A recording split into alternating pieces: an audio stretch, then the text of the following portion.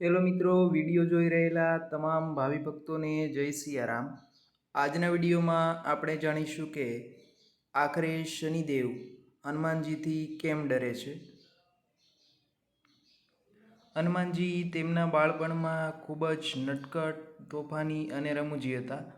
પવનદેવના પુત્ર હોવાથી નાનપણમાં જ તે ઉડવાની શક્તિ ધરાવતા હતા।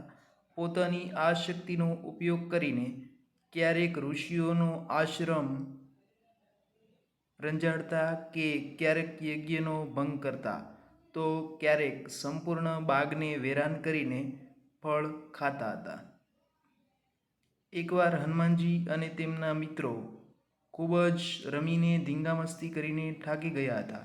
ખૂબ જ ભૂખ પણ લાગી હતી। હનુમાનજી મિત્ર સાથે ફળ ગોતવા નીકળ્યા, પણ દૂર દૂર સુધી ક્યાંય જંગલ કે ફળ દેખાયા નહીં। તે વખતે હનુમાનજીની નજર સૂર્યદેવ પર પડી। મિત્રએ હનુમાનજીને રમૂજ કરતાં કહ્યું, જો આ ફળ મળી જાય તો આપણા તમામની ભૂખ શાંત થઈ જાય। મિત્રની આટલી વાત સાંભળતા જ હનુમાનજી વાયુવેગે સૂર્ય તરફ પ્રયાણ કર્યા। સૂર્યદેવની નજીક જતાં જ તેમને સૂર્યદેવ એક ફળ સમાન વધુ આકર્ષક લાગ્યા।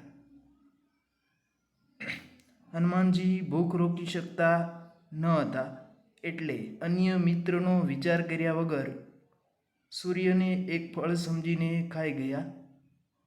સમગ્ર સંસારમાં ચારે બાજુ અંધકાર છવાઈ ગયો। આ બાજુ હનુમાનજીના ડરી ગયેલા મિત્રએ જઈને સમગ્ર વાત માતા અંજનાને જણાવી દીધી અને હનુમાનજી સૂર્યનો ગોળો લેવા ગયા છે તેમ કહ્યું।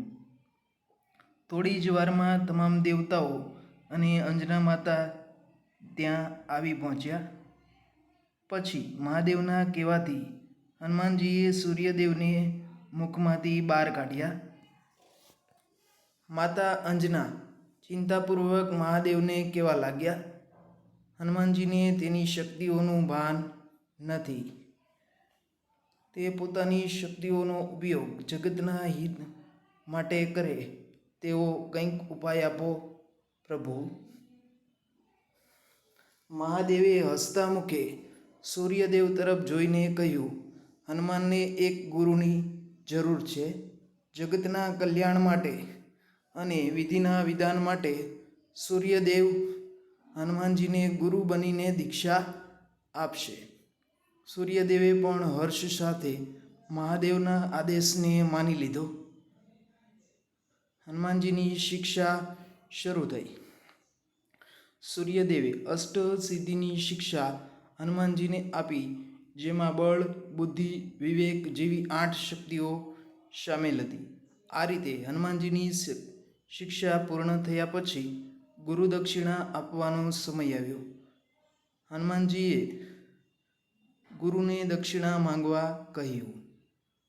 સૂર્યદેવે દક્ષિણા માંગતા કહ્યું, તેમના પુત્ર શનિદેવ પણ હનુમાનજીની જેમ જ પોતાની શક્તિનો દુરુપયોગ કરે છે। તેને ધર્મના માર્ગ પર લાવો, એ જ મારી ગુરુદક્ષિણા હશે। આટલું સાંભળીને હનુમાનજી શનિદેવની શોધમાં નીકળ્યા।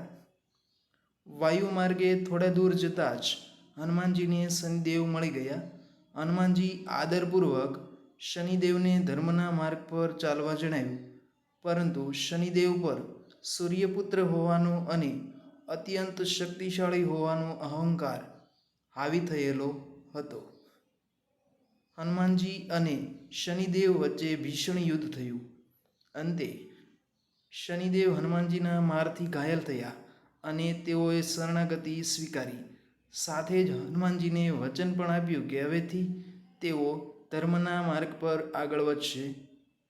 સાથે જ બીજું વચન આપ્યું કે તમારી ભક્તિ કરનાર તમારા ભક્તો પર શનિદેવની વક્ર દ્રષ્ટિ કે સાડેસાતીનો પ્રભાવ ક્યારેય નહીં પડે અને તેઓ રામ ભક્ત અથવા હનુમાનજીના કોઈ પણ ભક્તને હેરાન પરેશાન કરશે નહીં।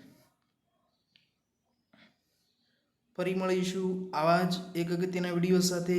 ત્યાં સુધી જય સિયારામ।